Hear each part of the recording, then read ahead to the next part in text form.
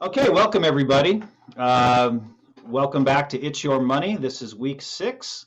I am Trevor Murphy. I'm hosting the series. Today we have Michael Allbee, and he is our volunteer professional financial advisor today. And Peter Kote is our moderator. We'll be taking a deep dive into equity investing. And still waiting for our charitable sponsor to get on here from Chalk, Denise Ogawa. Denise, we just lost her. Anyways, what we can do though, Pete, why don't we introduce Michael with his ask first, and then if we get Denise back, I'll put her back on before we start the program. Okay, sounds good. Welcome, Michael. Thanks, Pete. Thanks, Trevor. Let me share my screen. I'll pull that Ask First up. Pop up your Ask First form. There you go. All right. Good news. You got a bachelor's degree. Are you married? I am married and 2 kids. My wife went to UCLA with me, so you got 2 Bruins in our household. Oh, cool. How many years have you been a certified financial planner? A few years. I've been in the industry and really with my firm for 15 years, Benefit Financial Services Group. And then have you ever been on the dark side? I have not. I've heard a lot about it, but I have not. So you have a financial planning practice, and talk a little bit about your practice. Yeah, so we are fee-only registered investment advisor. We're registered with the Securities and Exchange Commission. We really look at every client holistically, doing financial planning, investment management, and making sure they have proper estate planning, insurance, and so on. But we don't do any tax planning or estate planning, or we don't sell anything, no commissions or anything like that. We refer those out to other trusted professionals. Okay, let's go down to how you are compensated. Business relationship, you're a fiduciary. You state that you're a fee only. Talk a little bit about your fees. Yeah, so again, no commissions, bonuses, or anything like that. It's trying to put the client's best interest first. And so the only way we get paid is based on a fee on assets under management. And that fee is typically scaled, going up. On average, our fee is about 1%, and that's all inclusive. And an hourly fee, what's your charge? Yeah, it's typically between $250 to $350 an hour.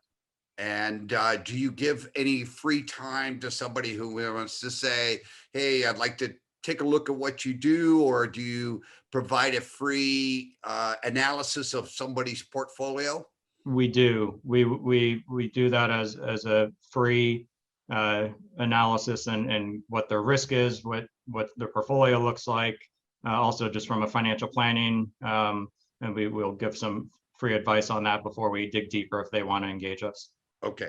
One of the things that we'll be doing in a little bit is that we'll talk a little bit later on how your firm picks the equities that might be a little bit different than other firms. So we'll talk about that as we get into it.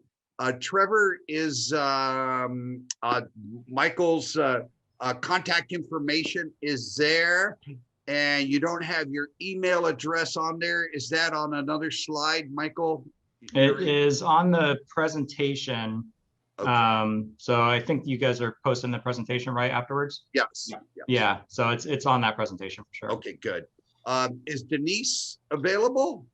She's not back. I mean, she tried to get on and then okay, she's not back. So if she gets back in, I'll stop at an appropriate time for a quick introduction. Okay, let me do a quick review of where we've been and what we're doing today. In our first session, we just had a kind of an introduction, and we talked about how important taxes are to the entire process. In the second session, we went through the sales. That Wall Street is all about selling stuff, whether it's credit cards, annuities, mutual funds, limited partnerships, commodities, reverse mortgages. It's all about selling stuff on commission. So 95% of the individuals in the industry are involved in some sort of sales. And we want you to avoid the sales, okay? We talked about how the variety of different people are paid in the industry, and most of them are on commission or what they call fee-based, which means they can charge both fees and commission. Then we went into financial planning on how it should be done. And we had 2 sessions. First session talked about how important your knowing your net worth is, how your cash flow is going, what kind of risks can you take, etc., and what your tax bracket is, how you're covered as far as insurance is concerned. Then in the second session, we had a kind of a top-down view of the investment world, how asset allocation is done, how diversification is important, etc. We then went into the medical care planning and said that could possibly be your biggest hit during your lifetime as far as cost is concerned, and that you need to plan for that as far as your long-term care is concerned, and make sure you have an advocate under the Advanced Healthcare Directive. Today, what we're going to do is we're going to bear down on the equity side of your portfolio. And Michael is a CFP and a financial planner, and he covers the entire area. But I asked him today just to focus in on the equity side. Michael, let's get started. All right, thanks, Pete. I'll skip over that, and the ask first we covered. One thing I wanted to talk about real quick before we jumped into equity investing, and really today we'll also focus on asset allocation, diversification even further, but a lot of this is in the ask first about, are they a fiduciary, fee only, the proper education, but a couple other things, and I know, Pete, you covered in other sessions. If you look to the right, the websites there, broker check, and then the disclosure brochure that firms file. So I just want to remind everyone, always check those 2 websites when you're doing your homework, because not all advisors are created equal. And the other big thing that we haven't really discussed was you want to find someone that is going to meet your needs. After checking all those boxes, if they're fiduciary, fee only, CFP or CFA, and checking, their background, how are they going to meet your needs and put your best interest first and help you reach your goals and objectives? I just met another individual who was a broker, and how he marketed himself was through religion. Reminded me a little bit of a minor league Bernie Madoff, but it wasn't a Jewish faith. This was another Christian faith, and to call himself a Christian financial advisor.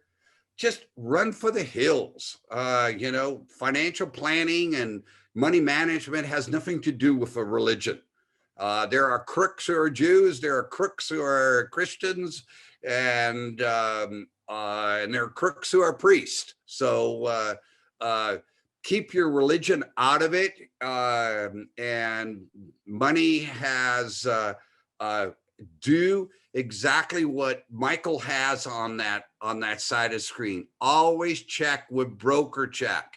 Ask for that disclosure brochure. And of course, you need to get along with the person who you're going to be working with. But first, make sure that they're qualified from a regulatory standpoint. You got it. I can't agree more. So, all right. So let's get into equity investing and what is equities. Another name synonymous with equities is stocks. So when you purchase a stock, you essentially own a fraction of a company, whereas a bond, you're loaning money to a company or a government. So think like a mortgage. When you buy a house, it's a lending. Someone's lending you money to buy that house. A stock is you're actually a part owner in that business. It might be a very small fractional ownership. So when you buy Amazon stock, you own actually a very small sliver of that business, and you get to you get rewarded and get to participate in those profits being generated from the company. And you can get stock exposure through holding stocks directly or through other investment vehicles like mutual funds or exchange traded funds.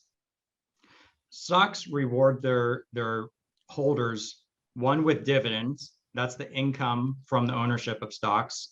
It's the distribution of those profits. Some companies retain those profits and reinvest them into their business. So think that's some of the growth names, like the Amazons I mentioned, Googles and so on. They don't pay dividends, but they're reinvesting those proceeds into their business and trying to grow it because they're growing at a very high rate. And that's where you get appreciation in those stocks for those high growers. Whereas think of like a Coca-Cola, where it's maybe growing at 5, 6, 7%, but it's paying out a higher dividend of around 3%, 4%. So those are ways you benefit from stocks, is from dividends and appreciation.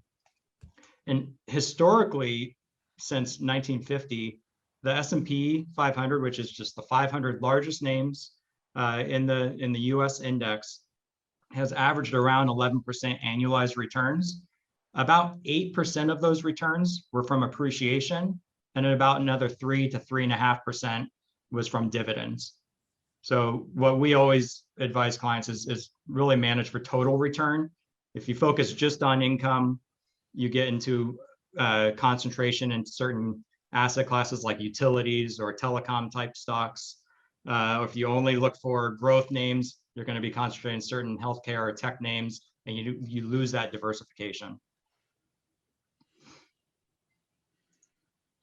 So what affects a stock's current price? Think of a stock market as really a large information processing machine that takes all the available information in about a company. So for example, it's equity, its prospects for the future, and its risk. All this information impacts the price of a stock as buyers and sellers willingly transact. Given all this information, that stock kind of reflects reality or a fair estimate of what the stock's actual price is. And that's what passive investing is all about, is really just taking what the market is giving you, and that prices reflect reality. However, we think sometimes at our firm, the market gets it wrong. And for example, what we see going on with some of those names like GameStop or AMC Theaters and some of the speculation going on in some stock names today, where we believe the current price doesn't actually reflect reality. And this is what active investing is about, trying to outperform the market by selecting stocks that you believe will do better, or maybe avoiding the ones that will do worse. So at Benefit Financial Services Group, we really believe both in passive and active, and having a mixture of both. So you get higher growth, nice capital appreciation, and dividends with stocks, and typically a higher return.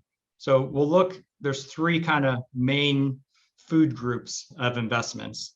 If you go to the far right, you got cash, and then bonds in the middle there, and then on the left, you've got stocks. And yes, cash even has risk. It does carry risk. Inflation risk is the big one, especially today, as we saw the inflation number move up last week.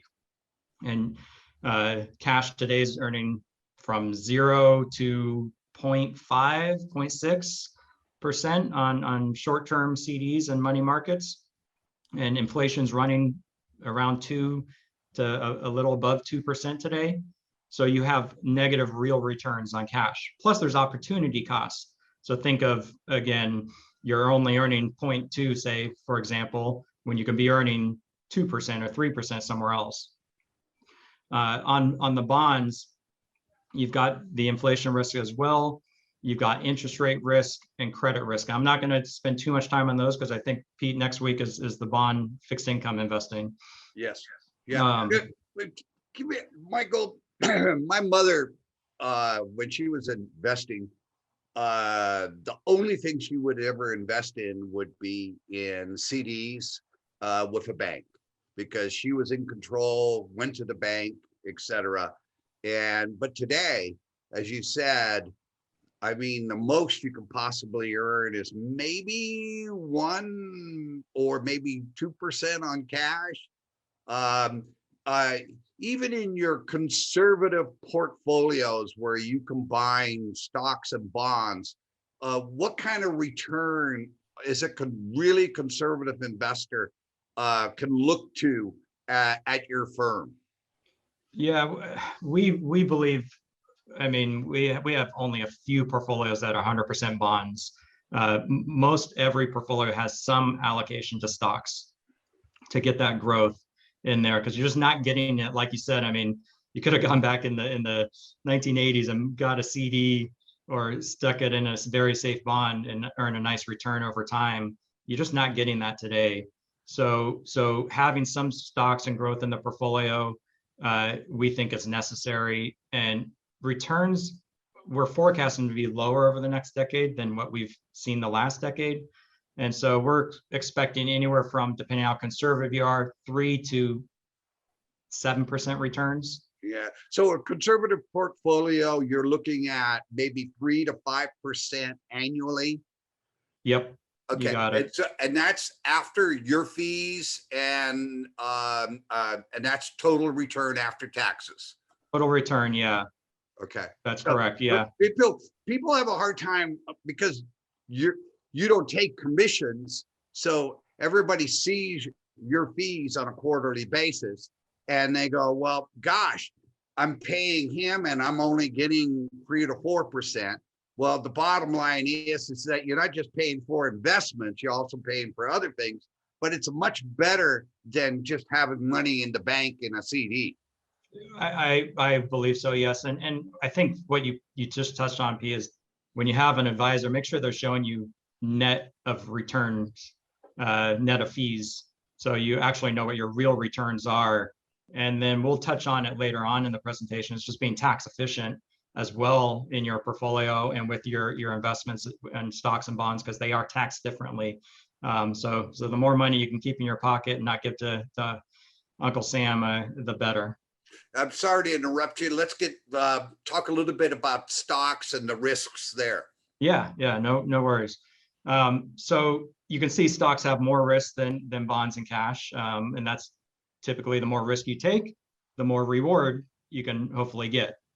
So stocks have the 3 risks I'll touch on first is liquidity risk, credit risk, and operational risk.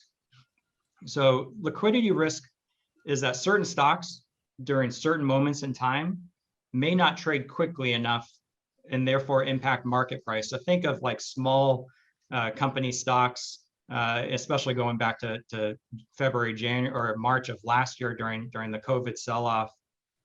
Some of those stocks that don't trade as frequently, their stock impact was greater during that time frame because everyone's rushing for the door at the same time. Whereas if you think of like a Google that's traded very frequently, their stock isn't as affected from liquidity risk. Credit risk is really bankruptcy risk, that stocks can go bankrupt or companies can go bankrupt and the stock can go to zero. You can lose everything. So think of companies like Sears, for example, that went out of business. And then you've got operational risk, which is really the risk due to inadequate procedures, employees, or management. So think of Enron, WorldCom, where management was doing bad things. Yeah, I just had a client that recently just died and saw that they had $10,000 shares of WorldCom. Ooh, ouch. So we looked it up, zero value. Yeah. So on bonds, you typically recover some of that. Bonds provide more protection than stocks. You recover some funds usually when a company goes bankrupt. Stocks, you typically lose everything when a company goes bankrupt. Yeah. And is that one of the reasons why you just don't own just one stock? You got it. All three of those risks, liquidity, credit, and operational risk, can be diversified away by owning a basket of stocks that are different from each other, or not putting all your eggs in one basket. You own just WorldCom or you own just tech stocks, you're still going to have that liquidity, credit, and operational risk. How many companies approximately are there in the world?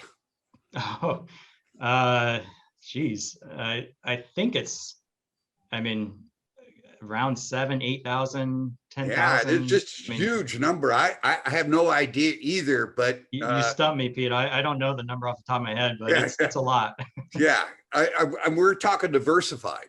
Yeah, I mean, Warren Buffett said pretty much you can own about 20 to 25 stocks and get diversification by owning that little of stocks. But you can buy an index fund like the S&P 500 and own 500 stocks and get instant diversification too. Yeah, and you can own the Vanguard all market stocks, and then you can own 4,000. You got it, yeah. You know, so you can really be diversified very inexpensively. Very inexpensively. So there's no reason to have concentration and just hold one stock. That's very risky. But it's a lot more fun. Yeah, if you don't want to sleep at night, yeah. Let's go to the next slide. Yeah, the last risk is market risk, which I'll touch on the next slide, and it really includes interest rate changes, recessions, and inflation, and which we'll see how you can reduce that later on with proper asset allocation. So let's take a closer look at market risk. Every day there's news flows that covers predictions, conflicting opinions on the market, the economy, politics, which we're not touching on today, Pete. Over time, it's difficult to stay grounded with all the noise and confusion circling around the markets. And what we see is it's important not to overreact and make long-term decisions based on the news report of the day. And it's a good idea to turn off the news, I think. It is a great idea to turn off the news. And we see that, I mean, time and time again. This is just going over the past decade, right after the great financial crisis. And you see all these news events from the S&P 500 downgrade to Europe's issues to the Brexit. And it doesn't even show COVID last year on this. There's always reasons to sell, but the market over time has proven quite resilient in the face of these conditions. Oops, sorry about that. Yeah, one of the things that I'm learning is that I only look at my statements on a quarterly basis. And I look at it from the financial advisor's quarterly reports. And so I try to avoid looking at it on a daily basis, even on a monthly basis, because the more you look at it, the more you think that you want to change it or that you could do something about it. And what I find is if I don't do anything, I am better off. Yeah, it's funny because we have a client portal for clients where they can look at their accounts on a daily basis and see what they're doing. We use Schwab or Fidelity as our custodian. They can get, I mean, daily balances or monthly statements from them, but we tell clients the same thing. You've got a game plan. We've got you on the right path, and focus on your long term, because markets move month to month, quarter to quarter, even year to year. And that's what we really see on this next slide is market declines. They're normal, they happen. And what we're looking at here on this chart is the S&P 500, and the blue bars is where it ended up or down in a given year. And you can see over these 41 years, the market has gone up 31 times out of those 41 years. On average, historically speaking, the market goes up more than it goes down. But those red triangles, what they reflect is the drawdowns or stock market sell-offs in a given year. So we just look at last year, for example, the stock market from its highs was down 34% in a very quick time frame. in roughly a month and a half, 2 months.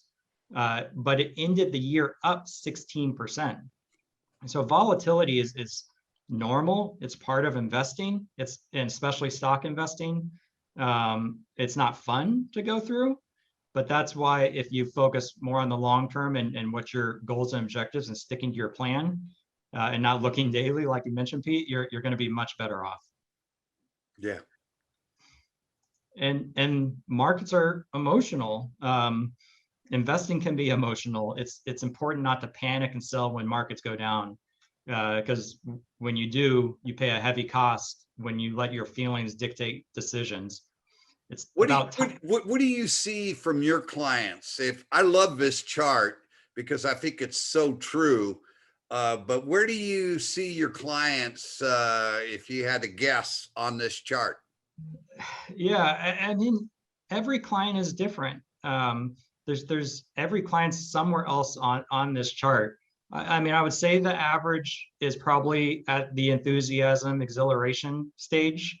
But when we see parts of the market today, we think there's some euphoria going on in certain stocks and so on in some parts of the market. But what's funny is, Pete, how were you feeling back in February, March of last year during the panic? Yeah, I was I was feeling a bit unease and kind of in denial. Yeah. And that's how quick emotions change. Just a year later, we're talking about enthusiasm and exhilaration. Well, right now I feel hope and relief because of COVID. I've had my vaccination. I'm starting to go out to restaurants, and my outlook on life is a little bit better. And I shouldn't have how my money is doing be based on my outlook on life, but it's so tied together. It is, and you got to leave that at the door. It's, again, time in the market, not trying to time the market based on how you're feeling. Exactly right. Yeah, but if I talk to someone who grew up during the Depression, and I said, you should have some equities in your portfolio, they said, no way. They still remember the capitulation and despair, and they won't have anything to do with the equity market. And some people consider the equity market gambling. It can feel like that. If you, I think, and you can definitely get that. I mean, when you are investing for the short term and just trying to speculate, that is a gambling mechanism. But over time, if you look at stock investing, what the slide I started with is, you are a part owner in that business. And if you believe in that business and it has the right fundamentals and it's growing, and you focus on the long term, then it's not, you take the gambling and speculation out of it. Yeah. And it's also, you have to have a belief in capitalism. You do. Capitalism works. It has worked over time, yes. Yeah. And the late great Sir John Templeton, one of the great investors, he said, bull markets are born in pessimism, grow on skepticism, mature on optimism, and die in euphoria. And so going back to that mentality from the Depression babies and going through that, or even back 2007-8 and going through the great financial crisis, really the best time to be putting extra funds to work is when people are capitulating and there's despair. That's the best time to invest, when there's, what Warren Buffett says, when there's blood on the streets. And it's often the hardest time because your emotional biases stop you from doing that. Let's go to the next slide. Yeah, and I just love this comic because it just shows those emotional biases where markets do become irrational at times because market participants are human and they've got those emotional biases, like chasing returns and buying last year's winners and selling last year's losers. And what this comic shows is back in 2018, when Tesla's stock was $40, no one was in line to buy it. And now that it's more expensive and selling at $600 at the end of last year, you've got a line out the door and everyone's lining up to buy it and wanting in. And investing shouldn't be an all or nothing decision. And you see Jim Cramer, I'm sure everyone's seen him in Mad Money, and he's always ranting and raving, pushing those buttons, buy, sell, sell, sell. Again, investing is not an all or nothing decision. No, and it should be boring. It's the best way to make money over the long term is to be boring. Maybe you don't have the fun cocktail banter with your friends, but the best way to make money over time is to be boring and stick to your plan. I agree. Yeah, we was in an investment club for about 25 years. And the most fun part about the investment club was we'd meet in a bar and and grab a table and have beer and wines and discuss particular stocks of why it's going up and where it's going down. And we had a kind of a Warren Buffett philosophy and to hold stocks for the long term. And, you know, the stocks that we held for the long term that were so basic outperformed everything else. That's how it is. Yeah. Everything short term that we thought were the big winners never worked out. Yeah. And I just touching on that, we have a little poll, and everyone can either put a comment in, but I'll ask you too, Pete. If you invested 100,000 back in 2000, right at the time when .com, the tech stocks busted, how much would that money be worth 20 years later? And if all the listeners can put it in the comment box if they want, or Pete, what do you think? I would say double 200,000. Good guess, but a little short. So I'll show you. If you actually invested and stayed invested. Way to go, team. She guessed 300,000. There you go. That was a good guess. Right on. A little higher, 324. That wasn't one of the answers, but you're right on. 324,000 over that 20-year period. 100,000 would have grown to 324. But what I really want to reflect on is, look what happens if you just miss the 10 best days over that 20-year period. Only missing 10 days, the 10 best days, your return was cut in half. And look at what happened if you missed the 5 best days. Your return goes from 324,000 to 215,000. So market timing can just have devastating results. And again, trying to chase the next hot stock or whatever, that's what long-term investing is about. Take the speculation and gambling out of stock investing, and you'll be okay in the long run. Yeah, I think last year was really a good example of that with COVID, where the market plunged in March, and yet at the end of the year, it was a great year. Yeah, up double digits, up 16% for the S&P 500. Yeah, and if you would have, tried to time that, it would have been, you had everything going for you as far as timing was concerned. Economy was going down, COVID was rampant, restaurants were closed, everything was pessimistic, and yet, we had a double-digit return that year. Yeah. And that's really the key, is just staying invested. So everything we've shown you up to this point for stock investing, it is volatile, but the best defense against that volatility is staying invested. And what we're going to move on to is having the proper asset allocation, the right mix of stocks, bonds, other asset classes. And then one thing we haven't talked about, I think you've learned from the other It's Your Money classes, is just compounding can have just an exponential difference over time. Compared just to stock appreciation and dividends alone, just that compounding nature each and every year as the portfolio grows, you get that compounding effect. Yeah, they call it the 8th wonder of the world. And they do. I've heard that. and you don't really understand compounding until you see it. And what's really sad, to me anyway, is that people who are getting in credit card debt, that debt is compounding, and the push for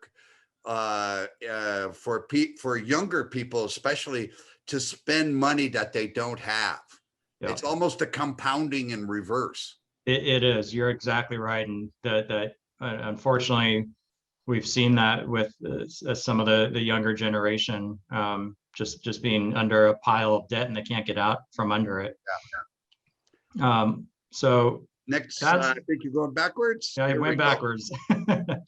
And that's why it's really important to know your risk and your comfort level. And so we talked about staying the course. In order to do that, you shouldn't be asking, are stocks overvalued or undervalued? It's good to know those things and maybe reallocate, rebalance your portfolio, which we'll get into later. And is it a good time to buy or sell? I don't know. I wish I had a crystal ball, but no one knows for certain. Pete, do you have a crystal ball? But it's a multi-billion-dollar industry.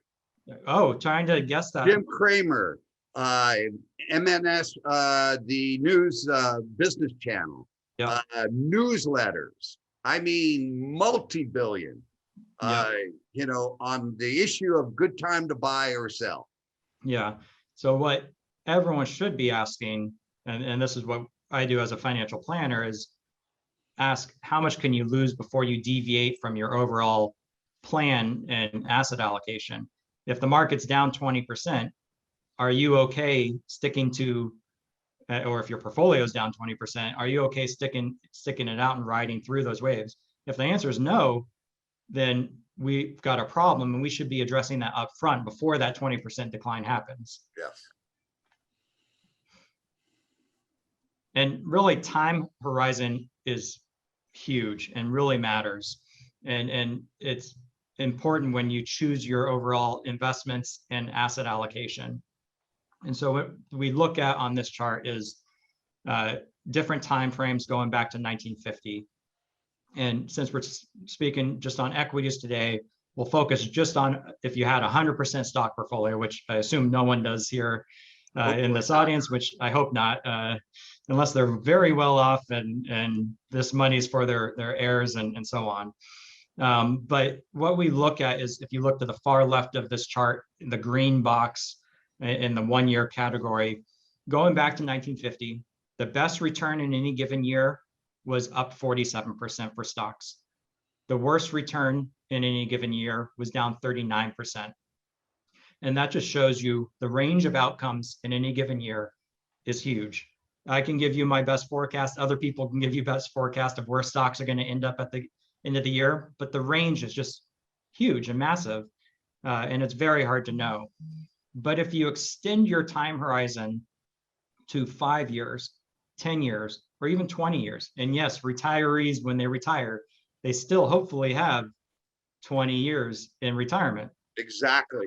And what I hear more often is that I don't have that long. Well, everybody who's listening and watching this program, I guarantee you got 10 more years to live. Yeah. And time is on your side and time heals. And so what we see is the green box sticking with that, going to 5 years. This is looking at, again, 5-year rolling periods from 1950 to 1954 and so on, and looking at every 5-year period with really bad years like 2008 in there and so other years. And what we see is the worst 5-year period had a negative 3% annualized return. The best 5-year period had an up 28% annualized return. And you just see your ability to earn positive returns is much greater than actually having negative returns just by having 5 years. And it only gets better the longer your time horizon. And also shows that you need to be allocated between bonds and stocks. Yeah, and that's what that gray bar is showing you, is when you have, this is a conservative 50% stock, 50% bond portfolio. Historically speaking, going back to 1950, as long as you stuck to your game plan and didn't try to time and sell out at the wrong time or have those emotional biases, it's hard to lose money. Just having the proper asset allocation. You see that 50-50 portfolio on the 5-year period, 1% up to 21% annualized returns. Yeah, and this is not about trading. It's not about trading. Ben Graham, one of the great investors and Warren Buffett's mentor, he said, in the short run, the stock market is a voting machine. In the long run, the stock market is a weighing machine. So don't get emotional and go out and vote in the short run. Yeah. Stay invested. Let's go to the next slide. Yeah. So diversification really is about reducing that risk by spreading your investments across asset classes, which helps you participate in the upside and it helps protect on the downside. And so there's different types of investments within stocks, like we talked about earlier, growth stocks, which are growing at a faster rate, but maybe don't have dividends, value stocks, bonds, cash, and so on. And I'm going to stop sharing my presentation real quick and show you guys something else. Oops. Are you bringing up the Morningstar? I am. Good. All right. You seeing that right now, Pete? Yes. Okay, great. Why don't you talk about that middle box? It says U.S. barometer. What does that mean and why is it important? Yeah, so you can kind of slice the market up into different what are considered asset classes or styles of investing. So you can have large growth companies. This is just showing what they're doing today as of May 19th, and you can see small companies are doing worse today than large companies. And say, for example, you can slice the market up into large growth stocks. So think again, the Amazons and Googles of the world, or you can have large value stocks like the Johnson and Johnson and Coca-Colas of the world. But then you can invest in small companies that are growing a little slower or pay higher income versus small growth companies. So you can really have proper asset allocation by investing. This is just US. You can do this internationally as well. Yeah. The important part about, from my point of view, is on this chart is that if individuals look at their present portfolio and make their own kind of pie chart as to what percentage of their equities are in growth, what percentage of their portfolio are in value, what percentage are blended or core, what percentage are in mid, what percentage is in small. As this is just for today, but the small stocks or the small, when we say small, what would be small? $3 billion They're still, company? yeah, anywhere from about 2.5, 3 billion up to around 7, 8, 10 billion is considered small from a market cap standpoint, which is like the size of their company and the amount of stock available. Yeah, and the small companies are by their nature are more volatile, and usually will have a higher return, but also will the volatility will increase. Yeah, that's what that risk reward is about. You take more risk, you get higher reward. And we see that today. The market's down. You see small cap stocks are down more today. Yeah, and Morningstar is a great research tool to see what your mutual fund is categorized at. Yeah, you can type in any mutual fund up here, like this T. Rowe Price large cap growth, and don't believe just what's in the name.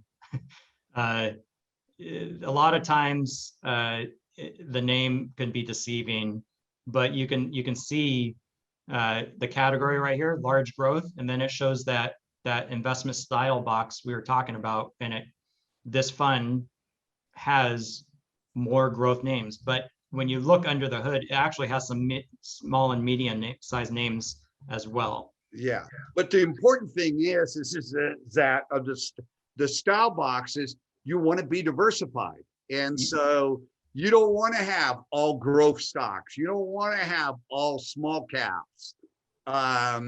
So you need to look where you are today before you make any changes whatsoever.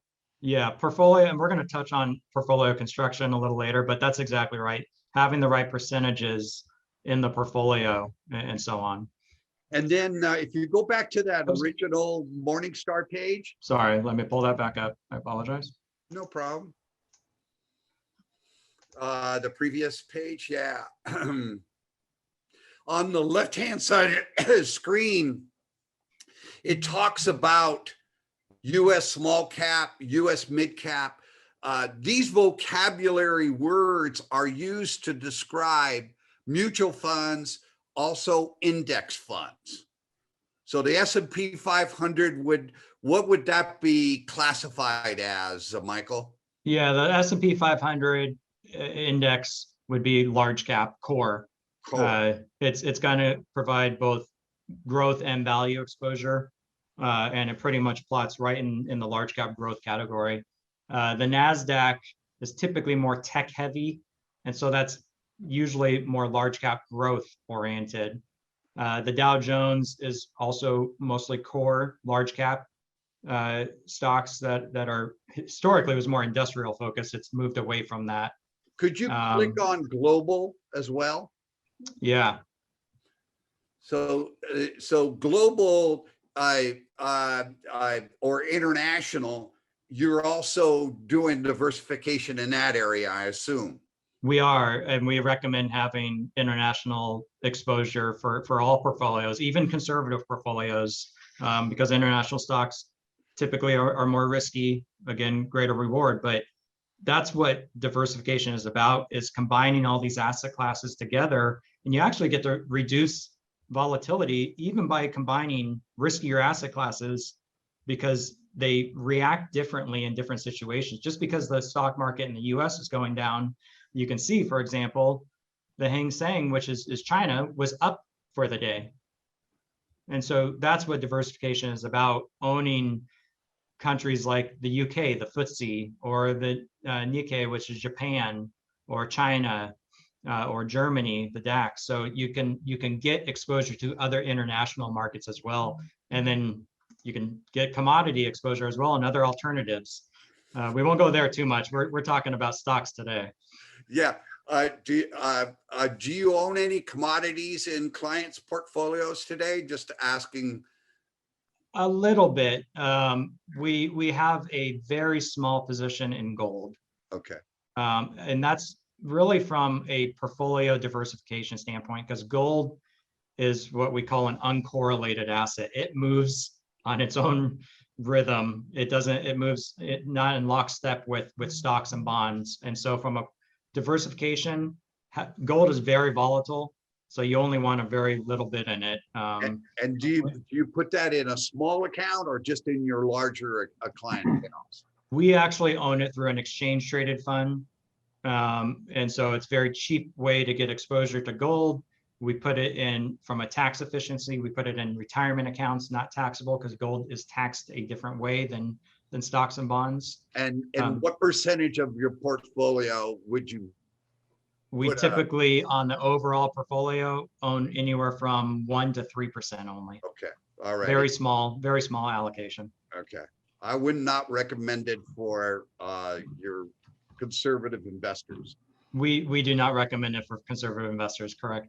Most clients are more aggressive, is only up to about 3%. Are very conservative, have no exposure.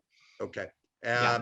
So we're going to go through an actual portfolio of equities a little later on in your presentation. We will, yeah. We'll go through portfolio construction, yeah. Okay, let's go to the next slide. Yep. So this the periodic table, if you want to go back to I love chemistry. What this is showing is all the different asset classes. So remember those indexes we just looked at, the S&P 500, the different international indexes, small cap, mid cap. That's what this is reflecting. Not every, but a lot of investable type of stuff you can put in your portfolio. We haven't discussed, Michael, we have not discussed Reits. Just give us a definition and we'll move on from there. Yeah, so Reits are real estate. The definition is real estate investment trust. So it's just a usually either a stock mutual fund or an exchange traded fund that is buying real estate properties, and they have to pay out a certain percentage of their income every year. And then you've got other acronyms on here like EM equity, which is emerging markets equity. So those are stocks that are located in or domiciled in emerging economies. Think of like China or Mexico or Brazil and so on. So each one of these boxes is a different style or class of an investment. You got it. And so what is it trying to teach us here? What is at the top doesn't stay at the top. And what's at the bottom typically doesn't stay at the bottom. They move all over the board every year. And let's just focus on emerging market equity. So these are typically riskier stocks with higher reward. And you can see back in 2005, they were up 34%, up 32%, up almost 40% over those 3-year periods. I mean, 30+% returns. And then 2008 hit and you lost half your money in that given year. And then they were up 79% in 2009 and then back down in 2011. And you see that I can really choose any asset class and you see a similar pattern. I like to use golf analogy, and I'm a horrible golfer, but what I am trying to do is keep the ball in the fairway. I don't want to slice it or hook the ball, and I want to stay in the fairway and land on the green. So what that means is having the proper asset allocation and mixture in certain percentages of each of these asset classes, from having a little bit of emerging stocks, a little international developed, some large cap US names, bonds, commodities, and so on. And by doing that, this is a hypothetical portfolio, but this asset allocation portfolio with this line going through it is looking at taking all of these, putting a little percentage of each of these. And what you do is you don't stop the ups and downs. You still have that, but you smooth out the returns and that volatility. And over time, you get good returns with less risk. Again, going back, boring. It's boring. It's not fun to, I look at my wife, she's a great golfer. She hits it straight and not very far. I try to smash the ball and I'm over in the rough. And she plays boring, but she wins. She beats me all the time. Yeah. The other analogy, or if you're a tennis player, is hitting that sweet spot on the racket. And it just sounds different. And when you do hit it, and that's what you're trying to do in a portfolio, is trying to get to that sweet spot where you're not trying to pick the winners, you're trying to stay away from the losers, trying to lower your risk and maximize your return. Yep. And more than 90% of portfolios' overall returns are simply by having the right percentage and diversifying your portfolio. It's not about chasing the hot stock or mutual fund from last year. Again, just because we see the best performer one year is the worst performer the next year. It's having the proper asset allocation. Yeah, and it's boring. It's boring. It is. If everyone came to listen to me today, it's I don't have any cool stock tips or anything like that. Well, we're going to eliminate you 10 minutes before the end. Let's go to the next slide. Yeah, and you already touched on this, Pete, is higher returns, higher risk. And you see that going to the far right of this chart, and it shows international investing. It's more risky. You should still have some percentage of your portfolio because we are in a global market and companies are located all over. They sell their goods and services all over. But you just have to understand, you don't want to put all your eggs in one basket and have 100% international stocks. You may do the best over the long run, but you won't be sleeping at night. And that's what this is showing, is the worst return for stocks. I can't remember. This is going back to, I think, 1970, like the late 70s, was down 43% for international and up 69%. And you can see then small cap investing. So picking those smaller size companies, still billion-dollar size companies and bigger, have less risk, but still a lot of risk. Then you focus on those large cap names like the S&P 500 type names, have even less risk, but still risk. Then you get into bonds and cash. And that's the risk reward spectrum. Stocks provide that growth, are more tax efficient, and offer more of an inflation hedge, which is really important, we think, over the next decade. Yeah. I mean, you want to reduce that volatility as you get older, because you're not going to go back to work. You're exactly right, and we'll show that later on. An allocation isn't static. You're not just going to sit there and go, okay, I'm 70% stocks, 30% bonds today at age 50, 55, or whatever age, and it's just going to stay that way until I pass on my inheritance or use up all my funds. Yeah. It is dynamic based on your situation. By the way, your asset allocation literally is one of the most important factors in what kind of return you're going to get. It is. Again, it's not picking that hot stock or anything like that. And that's really where portfolio construction comes in. And that's what this is showing you. This is what we do at our firm, is having these different, if you recall that Morningstar style box we were showing you, we've got large cap growth, mid cap, value, international, between developed economies, think like Europe, Japan, and Australia and the UK, or emerging economies, as I mentioned, like China, Russia, Mexico, Brazil, and other Latin American companies or Asian countries. Some real estate, those Reits, a very small percentage to commodities, if even necessary. And then bonds, you do the same thing on the bond side. I'm sure you guys will discuss this next week as well. You're not just going to put all of your money into US Treasury bonds. So it's really having the right percentages in each of these, and then optimizing for taxes. We haven't really touched on tax efficiency yet, but typically when we build portfolios, we want to put tax inefficient assets like bonds, which get taxed at ordinary income. You want to hide those in retirement accounts because you get the deferral. You don't pay taxes on that until you make withdrawals. Same with mutual funds that are active stock pickers, where they're trying to pick and choose the best funds and actually beat that index. Those are usually less efficient tax-wise.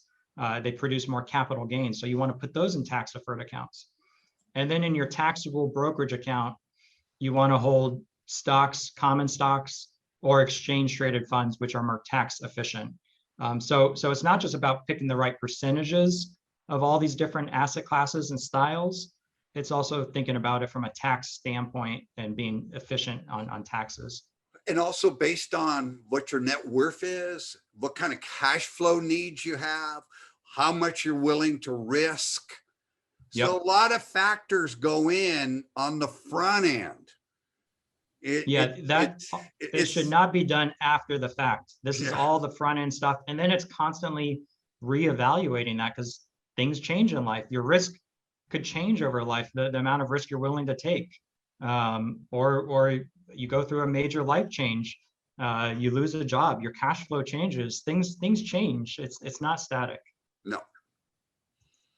And the other thing that you want to do is you want to rebalance to manage that risk. So in the example I just gave, say you have a moderately aggressive portfolio with 70% stocks and 30% bonds. And for example, last year, stocks were up 16% in a volatile year. And at the end of last year, on that 70-30 mix of stocks and bonds, maybe after the market ran up that 16%, your portfolio is more like 80% stocks, 20% bonds, because stocks appreciated more than bonds. So what everyone should be doing is they probably didn't sign up to get the risk of an 80-20 mixture of stocks and bonds. So they'll want to rebalance and sell some of your stocks to get back to the proper weighting of a 70-30 or whatever your asset allocation is. And so it's good to reset or rebalance to the portfolio you originally signed up for. And that really forces you to sell high and buy low. So you're selling something that did very well, taking some profits. It's not again, not a selling everything. It's just taking a little profits, reinvesting that into something that didn't do as well, and then getting back to your proper allocation. And a rule of thumb is for rebalancing, it should be done at least once a year, sometimes more frequency depending on what's going on in the market, or for tax purposes, or in your personal life, or cash flow needs. Exactly. But rebalancing should be at least done once a year, and an easy way to do it is rebalance on a date of significance, like your birthday or anniversary, as a reminder. Not that my wife would like me to be rebalancing our portfolio on our anniversary. I think she'd be pretty upset with me. do you invest your personal funds the same way you do your clients' funds? I do. I mean, it's obviously unique to my own situation and needs. So there's no one portfolio that is exactly alike. But I am investing, other people at our firm are investing in the same mutual funds, exchange traded funds, and stocks that we are investing in. Yeah. Does that keep you disciplined? It does. Yeah. And I'm eating my own cooking. Yeah. If we think we found the best manager for a mutual fund, I'm going to be using that for myself and for clients. Yeah. It's nice to be on the same side of the fence as your clients. It is. Yeah. Let's go to the next slide. So you alluded to this, B, is your asset allocation shifts over time.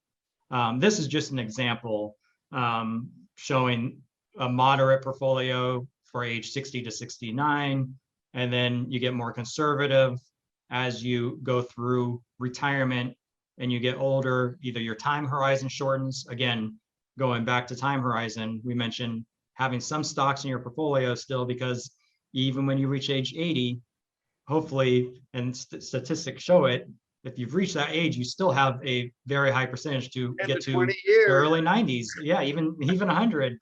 I think I read a stat the other day that was saying that someone born today has a greater than 50% chance of living to 129. Yeah, I'm wondering whether or not I can do this workshop when I'm 100, or if anybody will listen.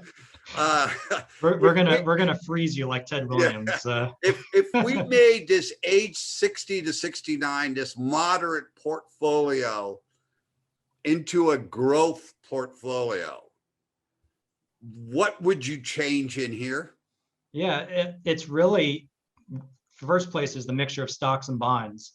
So you can see in this portfolio, and again, this is just a guidepost. This is actually Charles Schwab's target date portfolio. So this isn't our allocation, but yeah, similar. You'd start with just having more stocks than bonds is the first place to start. So you can see in this portfolio, this moderate, it's a 60% stock, 40% bond portfolio. So a more aggressive portfolio is going to have more stocks. Say 70% stocks, 30% bonds. But since we're talking about equity, what would you be doing on the equity side to make it more growth? Yep. Another good point is then you start adding in more small cap names or international stocks to get a little more growth in the portfolio. So for our most aggressive portfolios that are 100% stocks, for someone very young, just starting out, and they have a high allocation to stocks, they're going to have the highest percentage to international and small cap stocks. So you compared to someone who's much more conservative, and you can see that on this chart is showing small cap stocks going from 10 to 5 to possibly even 0% over time. Because it reduces the volatility. You got it. Yep. So everybody needs to know their own pie chart. Where are they today? So you don't want to make any change whatsoever until you understand what you have. There's a question. What are considered cash investments when you have cash up there? Yeah, so cash investments is CDs. Cash. It's principal CDs. protection, CDs, money market accounts. Accounts. Yeah. Do you classify REITs as a cash, or do you No, equity? no, real estate's actually very volatile. REITs are very volatile asset So it's class. just basically cash, CDs, savings accounts, Money markets. Money markets. Yeah, I mean, you could look at some type of fixed annuities, maybe as a cash type Okay. investment. You're paying a lot usually for that cash type investment. Okay.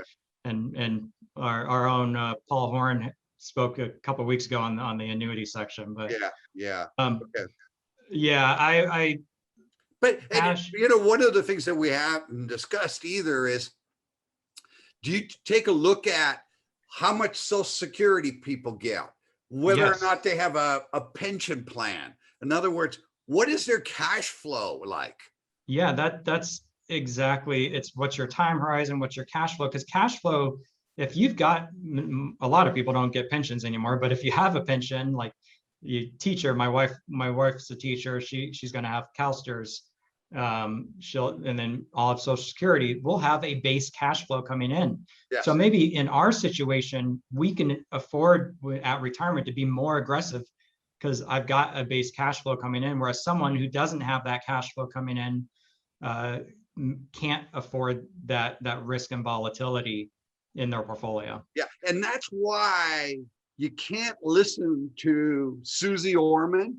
You can't listen to some guru outside, because they have no clue to your risk tolerance, to your cash flow, to your objectives, to your tax bracket. You know, you can't do this and give advice to everybody in the world and expect to have it work out for you. Yeah, and this, what I've got up on the screen is, this is just an example. This, don't just think because you're 80 plus, you should have 30% in cash. It's again unique to your own situation and forward looking too. As I've mentioned, cash is unfortunately going to earn very minimal over the next decade with after inflation. So you got to look forward as well. You can't look backwards and go, having 20-30% cash used to work because you got paid a lot more on it. Now it's, well, you're not, you have to take a little extra risk in going out to bonds or stocks. Yeah. And the other thing too is that people should be taking advantage of the free hour and the free hour and a half to visit 1 or 3 different fee-only fiduciary advisors, so that they get a better understanding of their own portfolio of what they presently have. Whether or not they hire the individual, you know, that's up to you, whether or not you think that's worth the value of it. But at least it gives you 3 different opinions as to what you presently have.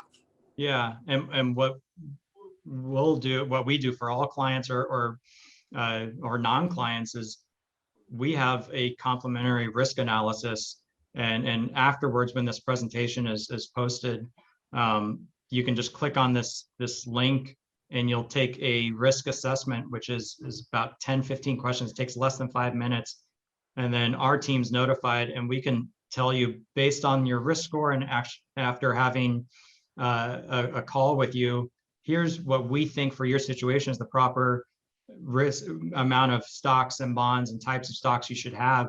And we'll even evaluate your existing portfolio and go, hey, did you know you've got this percentage in tech names? You've got a lot of concentration in this, and we'll point out those things, and it'll be complimentary analysis. So that's there for anyone afterwards when they look at the presentation later. So just to recap, as we come to a conclusion, I recommend you, what we've talked about is control what you can. We just talked about risk. Understand your risk tolerance.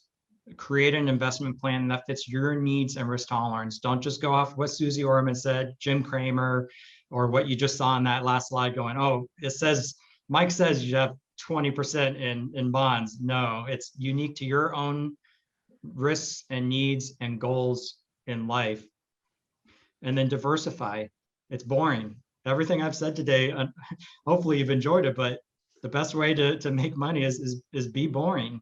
Diversify, own different types of cash, bonds, and what we've talked about, stocks today. You want to own different international US stocks, different styles, small, mid, large, across the spectrum, and real estate and so on. And then be tax efficient about it and rebalance your investments every year or so. So it's the most important thing is that you follow a sound system, not your emotions. Yeah. Try to write down, 2 or 3 of your goals, what you're trying to do. And one of the things is we don't try to drive you to a financial advisor. I consider the fee-only advisor world is akin to the general practitioner in the medical world. Some people need to go more than once a year. Others don't need to go for 3 or 4 or 5 years. So everybody is a little bit different. But if you're going to, and you want to do it yourself, go to Vanguard. Vanguard has a wealth of information on their website. They don't have local offices, but they have target funds based on age that they'll do the asset allocation for you. It's not a perfect world because it's kind of generic, but it's very, very inexpensive. Or you can create your own portfolio of index funds or ETFs, exchange traded funds with Vanguard, and create a very diversified portfolio on your own. And there are tools on that website that will help you out. So I don't want you to feel that this workshop is about driving you to a financial advisor. I don't manage my own money. I don't want to spend the time. I would like to figure out where I'm going to travel, do these workshops. I don't want to worry about my portfolio. I don't want to make those decisions. And so for me, I have plenty of knowledge. I just don't want to have to spend the time to do it. Pete, So I have a question for Michael. So, and this guy kind of goes to what you were talking about, Pete, but so for those trying to do it ourselves and on the subject of portfolio construction, you go to these, you're saying, have a little bit of this, a little bit of that, diversify, but then you go on to, let's say, your custodian's page to buy these things on, TD Ameritrade or Schwab. And it's just kind of overwhelming in the sense where you have, all these funds and ETFs, T. Rowe Price, iShares, Vanguard, BlackRock, all these things. What do you recommend how people sort of filter their, once they've kind of figured out their asset allocation, when they actually go to purchase, what do you look for in that process? Yeah, I mean, for someone trying to do it on their own, I would say it's very difficult to pick the right managers. Index funds. Index funds. Anyone doing it on their own, I recommend doing passive index funds, because the biggest predictor of future outperformance is keeping fees low. Index passive funds are going to do that, and you just you're never going to do better than the index. When you say you buy a S&P 500 index fund, you're never going to do better. You're always going to do a little worse after the fees that you pay for the mutual fund manager or exchange traded fund. But that's the best way to do it for someone trying to do it on their own. We spend at our firm, I think our research budget is about $250,000 between the different research platforms, and we have our own internal process to find the right managers. And so it's hard doing it on your own, but it all comes back to fees. We still try to find managers that are very cost efficient, like an active mutual fund that's trying to pick and choose stocks. The average expense ratio on one of those mutual funds is about 1.2% today, which is high. We build a portfolio at our firm that is about 0.3 mutual fund expense ratio, and that's using active and passive. We still believe in passive management and active, so we have a hybrid portfolio. But someone trying to do it on their own, stick to passive. That's my recommendation. And stick to fees. You can control fees. Now remember, Schwab, Ameritrade, Fidelity, E-Trade, they're all low cost opportunities there, but they're also selling. And so whether it's to try to get you to trade more often or use their platform, Fidelity probably has more choices than any other company in the financial services industry. You can be an active manager and have a portfolio manager and be a brokerage firm, and they have a complete on the opposite side. They have an S&P 500 index fund that's probably one of the lowest priced in the industry. Yeah, so it's just totally confusing for the average individual. Yeah, I stick with passive. The one thing though too, just to be on the lookout for is, and it's nothing against Fidelity or Schwab or Robinhood, all those platforms offer free trading or free investments. Everyone's making money somehow. Yes. For Fidelity, for example, they're making it on transactions. They have their brokerage, or their managers are managing those funds. They have their own index, so they're making it on the back end, or however it is. They sell annuities. They sell annuities. Yeah, all of a sudden Schwab has their own fee-only advisors. The thing of it is, what they don't tell you at Schwab is that fee-only advisors have 300 to 500 clients per investment advisor. Yeah, that's a lot. There's a question for you, Michael, regarding your firm. How many people are in your firm, and how many people do you work with? I think she perhaps means how many clients do you have? Yeah, per investment advisor. We have 30 people at our firm. We have 2 offices. About 25 of those people are in Irvine, and then we have an office in Phoenix with about 5-6 people at that office. Each advisor works with about 50 to 70 clients. Is typical. That's on average. So like you mentioned, the Schwab kind of retail advisors, they're working with hundreds and hundreds. The amount of work and detail that we go through, because we don't just manage portfolios, we're doing financial planning and everything else. We can't handle that capacity. We're digging deep with these clients and knowing their situation. And if you really want someone to do that, I mean, any advisor you interview, that should be one of the questions to make sure you're getting. How many clients do you have per advisor? How much do you have under management for the entire firm? Yeah, so we have 2 divisions. We have an institutional division that works on retirement plans for companies, cities, hospitals, and so on.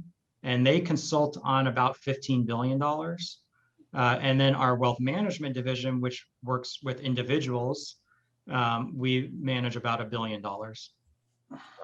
So, and there's a variety of different people out there, different types of firms. And once you understand that the fees, once you understand that they're fee only, once you understand that they're fiduciary, then it's really important that you like the person. Yep. That's going back to that very first slide. That's check the boxes on your homework, but then you have to like that person. And the other thing I recommend is working not just with one person, a team. Hopefully you've got a team of professionals you're working with at that firm you choose, if you go that way, is not just that one person, because something could happen to that person. They retire, they're on vacation, they're sick, and then you're not getting the attention that you deserve. So Yeah.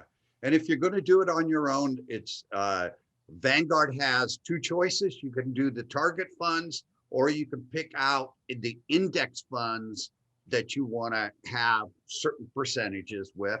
Just keep track of it on a regular basis, and rebalance once a year. Now, I would say it's better to be with Vanguard and figure out what your asset allocation is, and then don't rebalance, then try to over rebalance. yeah, rebalancing is important, but you don't want to be rebalancing daily, weekly, even quarterly. If nothing's necessary, you don't need to rebalance on a quarterly basis. Yeah. So that just creates extra fees and taxes and so on. So it's a smart way to do it. And going back to Trevor's question real quick, we talked about passive investing and using index funds, and we talked all of today is about equity investing, but I don't typically recommend either finding active mutual funds on your own. It's very difficult, and doing individual stock investing. It's very difficult to do as well. Yeah. And if you're going to do an individual stock or whatever, individual stocks, put it in maybe in a separate account, or understand that you're making it for an emotional decision. Hey, I like Tesla and I love electric cars and I want to do something for the world and I want to support Musk. Okay. You know, that's your reasons. And you might want to write down the reasons why you bought the stock. Yeah, Because in 5 to 10 years, you're not going to remember. You should have, and Warren Buffett has always said this, you should be able to explain why you own a stock in just a couple sentences and paragraphs. It doesn't have to be a full report and analysis and everything. It's why do I own this stock? And then revisiting that when earnings come out, or 10 years from now, it's like, why do I still own the stock? Is the thesis still the same for investing? And obviously there's other things to consider, from which we didn't touch on today, is fundamentals, prices, the valuations, that kind of stuff. And Warren Buffett is, his material is excellent. You can read it. Basically, Berkshire Hathaway is almost like a mutual fund today. It is. They own Apple. They own Coca-Cola. I saw just last week he sold more Wells Fargo, but they own all these different stocks, diversified, and then they own businesses from railroads to insurance companies to See's Candy and Dairy Queen and Hanes brands. They own everything. It's like a S&P 500, and he's even said that. He said, hopefully they do a little better than the S&P every year, but you're not going to hit a home run with them either, just because they are very diversified. Yeah. And Warren Buffett tries to make himself out to be a little old guy, just eats at the Dairy Queen once every quarter. And hey, aw shucks, but he's pretty crafty. And he's wrong on many occasions. Oh, so, yeah, he's been wrong, and that's the great thing. Read his newsletters. It's a great education, because he will say when he's wrong, what he did wrong. He's a great mentor in that regards, and you're always able to glean some nugget of wisdom every quarter or every year. And I'm happy that he's selling Wells Fargo. A bank should not be rewarded for having an attitude that the CEO had towards customers. Yeah, that's actually, he was pretty upset with their management. Again, we didn't go into stock investing, looking at the fundamentals, the moat around themselves, making sure competitive advantages aren't eaten away over time, valuations, but management is a key on long-term stock success, is having the right management at the helm. Yeah. We have 6 minutes left in the program. If anybody has a question or a comment, or please write us a brief note in the chat box. Is that correct, Trevor? Yeah, it is. Okay. I wanted to say a couple of words while that's happening. I'm going to cut you off, Trevor. I'm sorry. But we are sponsored by charitable organizations. And one of our charities that was going to be a sponsor today was going to be CHOC, Children's Hospital here in Orange County. And they're just an absolutely wonderful organization. If you love children, and they literally take care of every kid under 18 years of age, if they need acute medical care, they go to Children's Hospital right next to St. Joe's here in Santa Ana. They can't say enough positive things about them. If you ever had a child who has been sick and has had to go to a hospital, you know what trauma it is for the parents, and the care that they give is just bar none one of the best. Yeah, we'll try to get them. I think they had some technical difficulties. We'll try to get them on a future session. There was a question that came up regarding rebalancing an investment portfolio in a Roth. So are there any tax consequences when you're rebalancing in that?